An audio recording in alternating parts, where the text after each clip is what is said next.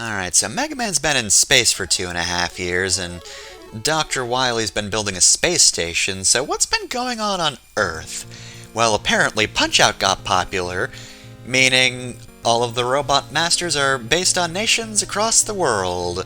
And much like Punch-Out, that means their designs range from, hey, that's pretty cool, to, oh, that's an unfortunate stereotype.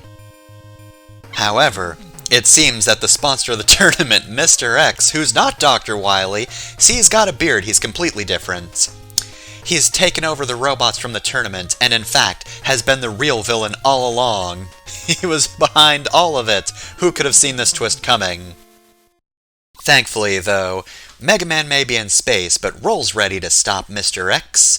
This is Roll-Chan 6. This is a sprite swap hack of Mega Man 6 by Zinc Oxide, who has done a whole lot of sprite swap hacks for NES games. You can find them on romhacking.net.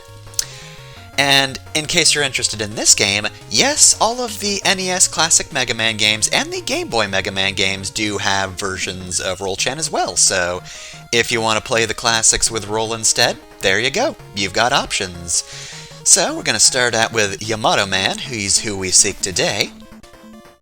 But yeah, Roll-Chan. I'm really glad I managed to find this game. I'll talk about that later. For now, we have to talk about the best enemies in the game already. Yes, these are Tanuki enemies who launch ball projectiles at you. God, I love whoever did that.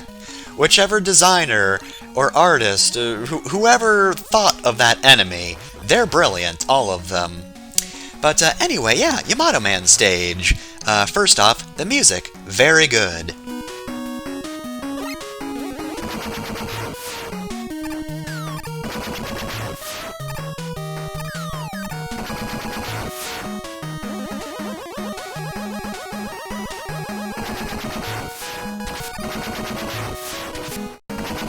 So yeah, when I was re-listening to this song, I was like, is this gonna be a Mega Man 5 situation again? And then that part of the song kicks in, it's like, oh, no, wait, this is a bop. So yeah, music's good. The aesthetic I also like. This looks a little generic at the moment, you know, we're in an impregnable fortress, I believe the title of the stage was. You can see that in the boss intro.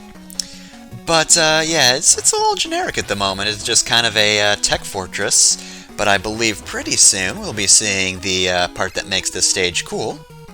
So it's actually a mix of a future fortress with some of the designs of an old Japanese castle, which isn't an aesthetic I see in a lot of games. And honestly, like, this part right here in particular is one of my favorites.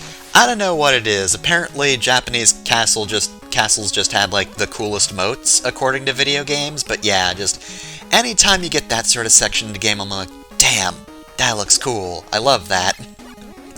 Maybe it's because it's rare, but I don't know, there's just something really aesthetically pleasing about that. But yeah, that's music and level aesthetic. We're almost at the end of the stage, so just a few notes about the hack itself. This hack was not available when I started LPing the Mega Man games way back when. I forget if any of them were available, but not all of them were. In fact, this one, as you might have noticed, was available in 2016. So, not always an option for me to play. I might have played it otherwise, for the whole series. Second off, real quick, sorry Yamato Man, I'm going to talk over you for a few seconds.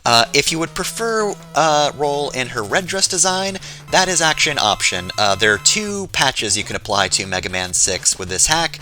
Either her classic red dress design or her PlayStation era design, which is this one, and I kind of preferred to go with this one. Anyway, sorry about that, Yamato Man. He's got two attacks, one of which he just throws a single spearhead at you and he's like, oh shit, I need that. His other is a very easy to read jump attack with a spread shot, which, gonna be honest, that's what makes this battle easy. His single shot is actually pretty hard to dodge because it comes out of nowhere and it's very fast. So really your strategy should just be always be prepared for that attack, and if he does the jump attack, you have a few seconds to prepare for that instead and get out of the way. It's easy enough. But yeah, we get the Yamato Spear for that fight. Pretty basic looking weapon, but we'll see it in action later. But yeah, that's the end of the episode, and normally I would have a pun here, but I can't think of anything, so I'm just going to say Japan. That's the best I got, I'm sorry.